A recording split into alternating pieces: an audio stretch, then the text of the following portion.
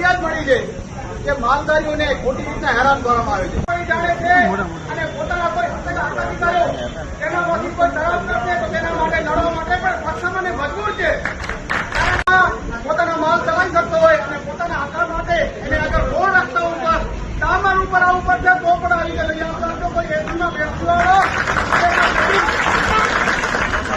તાકાત હોય ખાસ છે ત્યાં કરીને બહુ તકલીફ થાય છે. એટલે આપના માધ્યમ સાહેબ એટલું કરાવી દો કે આડેસર ચેકપોસ્ટ ઉપર જે કંડર માલધારીઓને થઈ રહ્યો છે સાહેબ વર્ષોથી અહીંયા સાહેબ કચ્છની એવી પ્રજા ગરીબ માણસો છે માલધારી વર્ગ એવો વર્ગ છે સાહેબ બીજો કોઈ વિકલ્પ નથી. એ બિચારા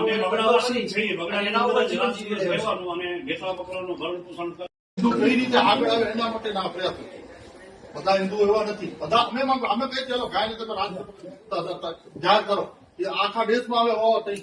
હવે આ લોકો ઘેટા બકરા પોતાનો ધંધો છે, જેવી રીતે ખેતી ધંધો છે, નોકરી વાળા નોકરી કરે છે એ ધંધો છે. હવે ઘેટા બકરા વારી ઘડી પકડે કોર્ટમાં નાખે મરી જાય ત્યાં સુધી શું તો થવાનું? આરું ના આવે. આ માલધારીઓ બિચારા આજે કારણ કે અમે બધું છોડી દઈએ આ ધંધો.